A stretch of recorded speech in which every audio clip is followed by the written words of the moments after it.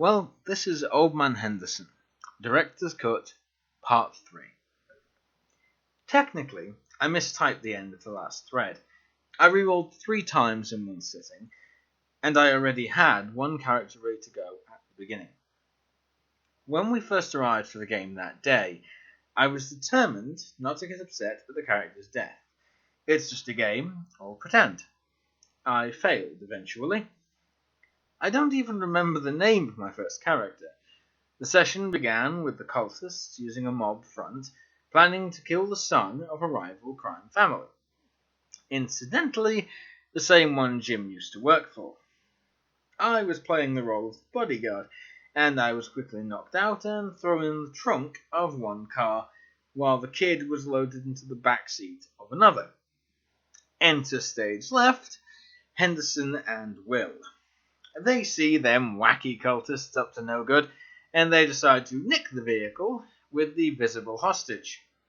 While Will hotwired it, Henderson punched a hole in the gas tank of their second car and lit it off.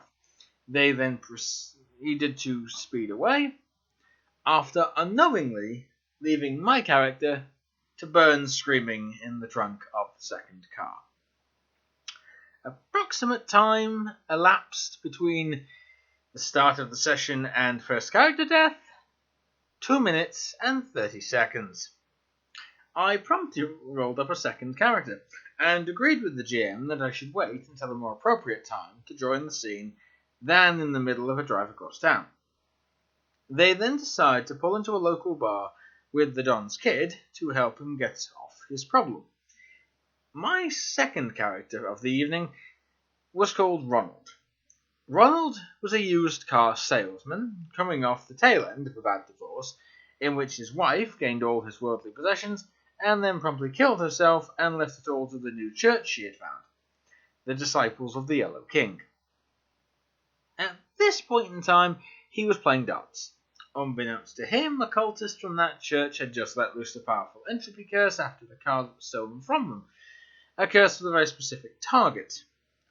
The brake lines of the car coming in for a hard stop just outside.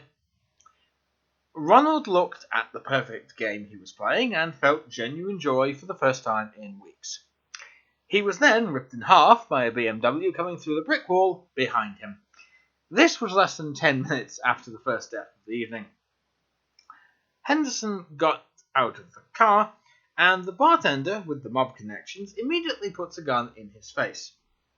"What the bloody hell you think you're doing?" "Trying to escort a young man to safety. Damn cultist must have cut the brakes."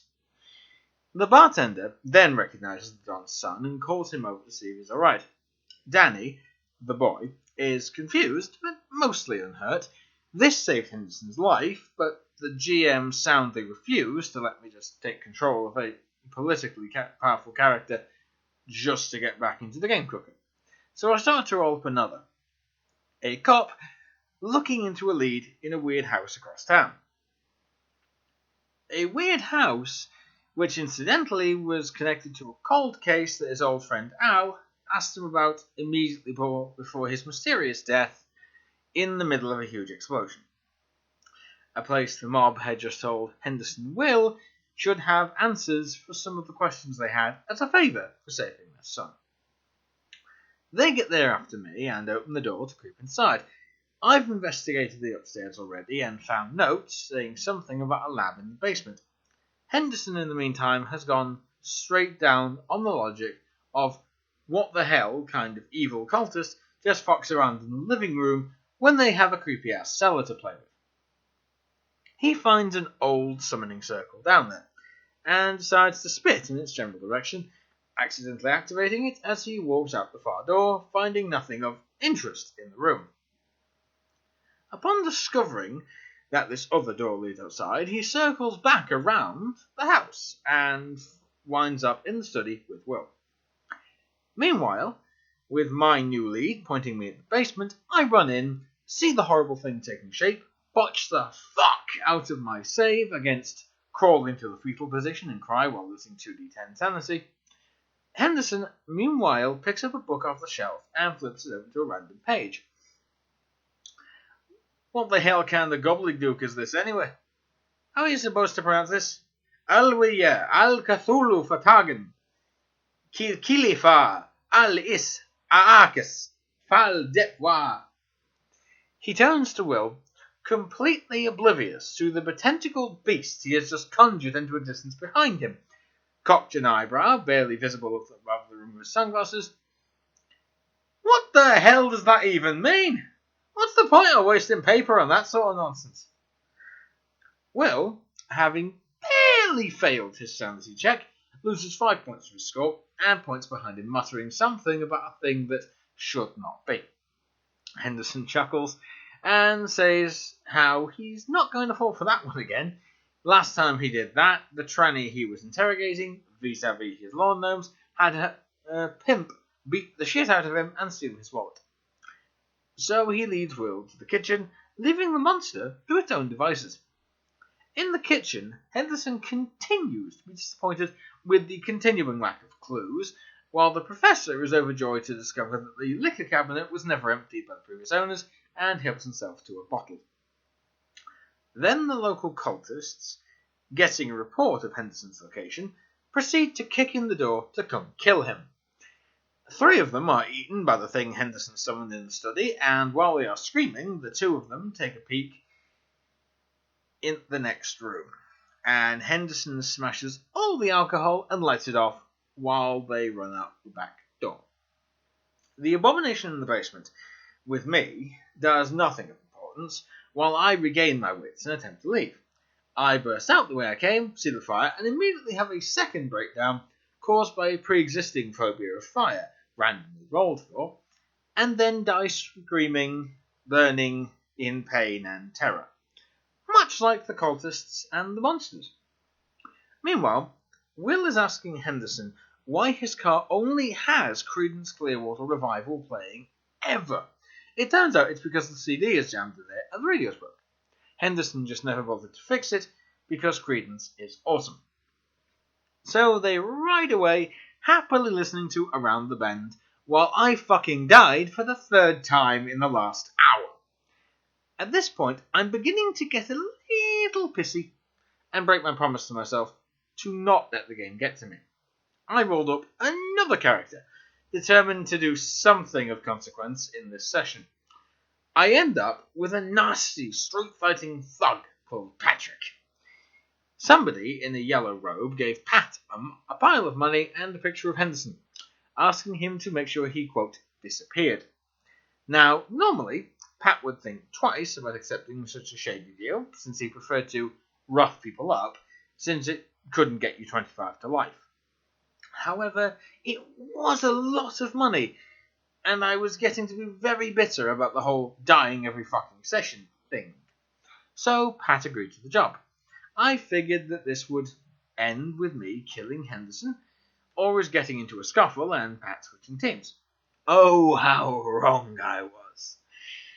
Turns out, Henderson wasn't a particularly tough fellow to find, since there's only one crazy old fucker with a mohawk and a Hawaiian shirt running around reeking of cheap whiskey and porcelain. When Pat caught up with him, Henderson was taking a piss in an alley on a cardboard home belonging to a hobo that had just tried to mug him, who, incidentally, was now dead. As he finishes up, Pat taps him on the shoulder. He turns. You Henderson? Indeed I am. And then Pat's right hook hits him in the face and smashes his aviator shades into a useless mess of metal and glass shards. At which point Henderson very calmly pulls it off his face and takes out a spare pair of shades, puts them on, and comments, well, that was kind of rude. Then Pat caught him with a left. Henderson then tosses the second useless pair of sunglasses aside, dons the third, and says, now son, I've only got one more pair on me, and I've got considerably less patience than that. What the bloody all-loving fuck hell you doing? I got good money from a man in yellow saying that you're a no-good son of a bitch who needs to be put down. At this, Henderson put on a very surprised and concerned face. A man in yellow, you see. Son, I'm afraid that there's been a very big mistake here. I've been lied to. Nah, you're pretty spot on, Henderson replies, before shooting out both my knees with his concealed handgun, followed by a pair to the balls. But no man gets between me and me wee men. He then walks up the alley, leaving me to bleed to death, and everyone at the table just kind of looks shocked at the fact Henderson just blatantly executed a player character right there. I will admit to flipping my shit a bit.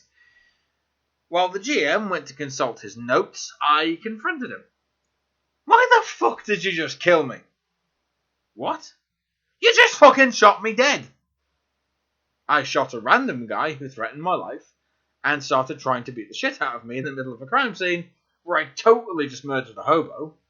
Yes, I did. What possible reason could I have to not shoot you? It's me, you cock! I've already died like 3 times today! That's metagaming. I went to make a call for takeout, knowing that I would have hit him if I'd stayed. Now, by the way, before anyone says anything, I know getting violently angry over a game is stupid. That's why I walked away before it got the better of me.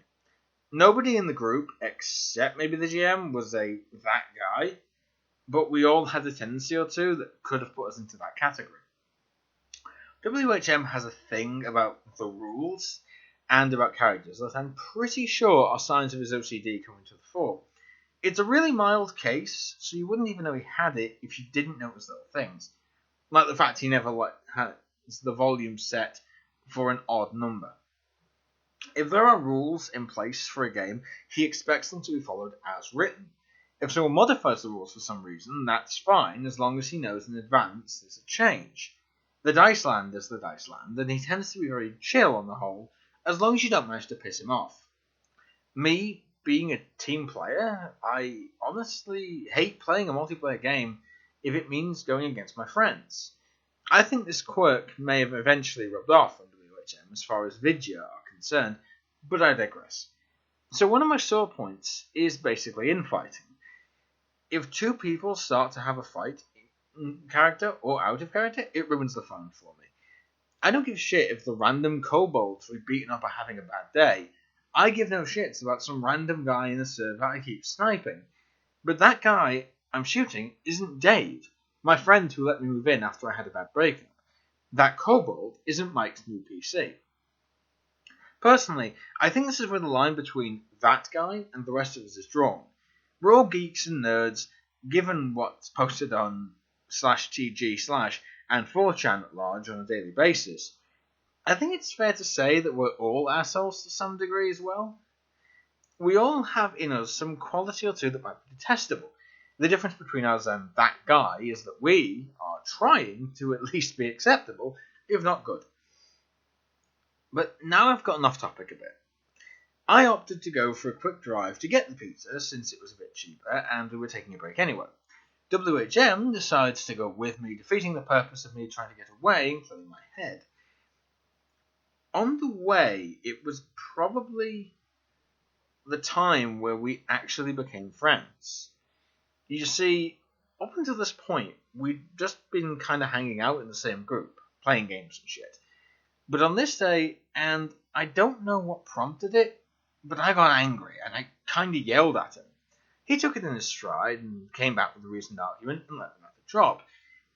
On the way back, we bickered over some stupid shit, and I think out of all the crazy shit I've seen done with him, near-death experiences, epic games, LAN parties, late nights having to go help a friend, that time he talked down the jumper. This was one of those that struck with me the most, partly because I'd never seen anyone just let their guard down and be honest like that. I won't share what we talked about, except this.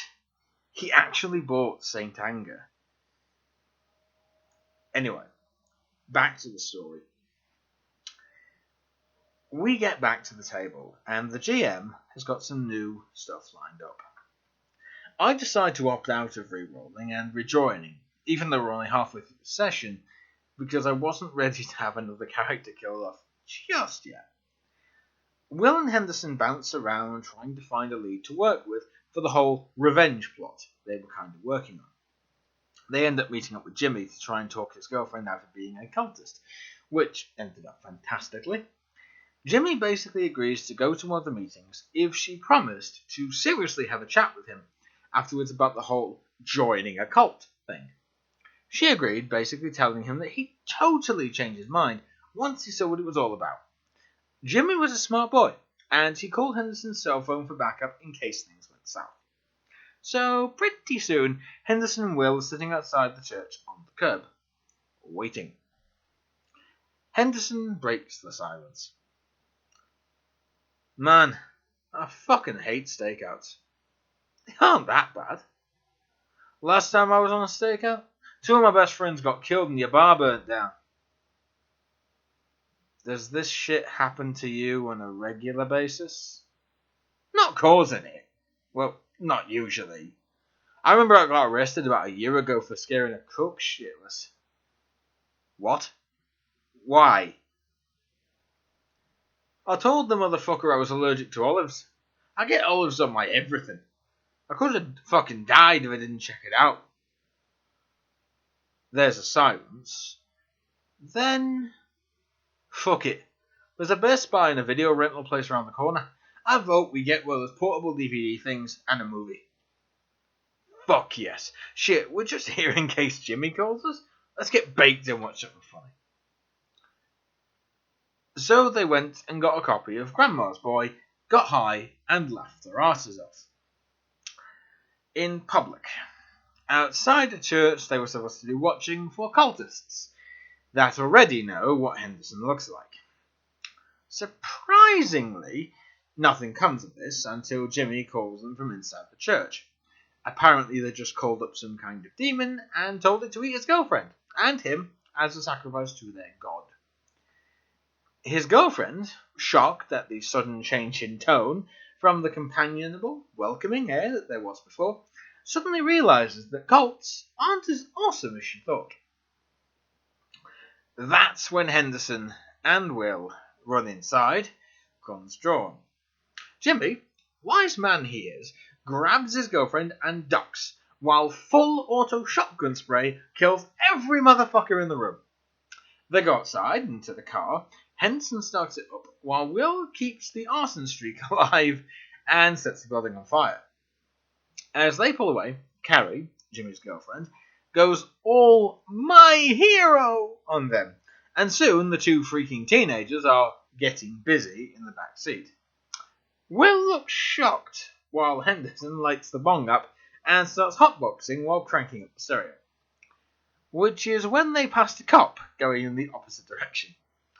To this day, I giggle to myself thinking about what the cop must have been thinking when he saw that. There's Henderson driving the car, taking a hit off a bong the size of God.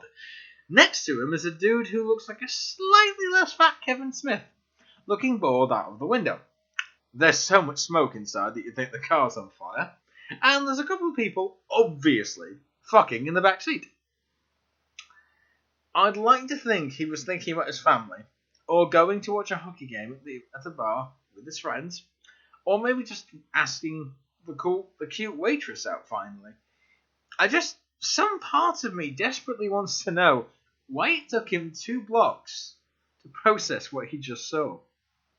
Henderson just keeps going, not a care in the world. The cop turns around and starts to follow him. Henderson keeps going. Cop turns on his lights. Henderson keeps going. Sir, pull over the vehicle, the cop's saying to his loudspeaker. Henderson pulls into a drive-thru. The cop walks up halfway through an order for tacos and politely asks what the fuck he's doing. Henderson responds with a hold on a sec gesture and finishes his order. Then he asks if the cop wants anything. The cop asks him to please step out of the car, sir. Offers of a chalupa are denied. Henderson gets out of the car, a plume of smoke accompanying his exit. Jimmy and Carrie are kinda blushing and avoiding eye contact, mostly having recuperated. Will, having seen 3 cosmic horrors in the last day, killed a bunch of people, and still coping with the loss of his bar, apparently has no fucks to give. He just sits there high off his arse, listening to Fortunate Son.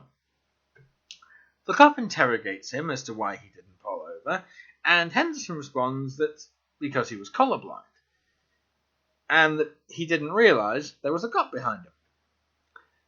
The cop asked him why he smelled of weed, and Henderson replied it was because he just smoked a huge fucking bowl.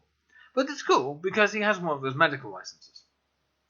When asked about the kids in the back seat, he stated confusion, asked what kids, before looking back and seeing Jimmy. Hey Jimmy, when did you get here? You came to pick us up. No shit. He turned back to the cop. Tell you what, memory is the first thing to go. Followed right by the memory. So how can I help you, officer? After replaying the conversation a few more times, the cop made Will drive and they left relatively unmolested with their tacos. And with that, we draw to the end of Old Man Henderson, Part 4.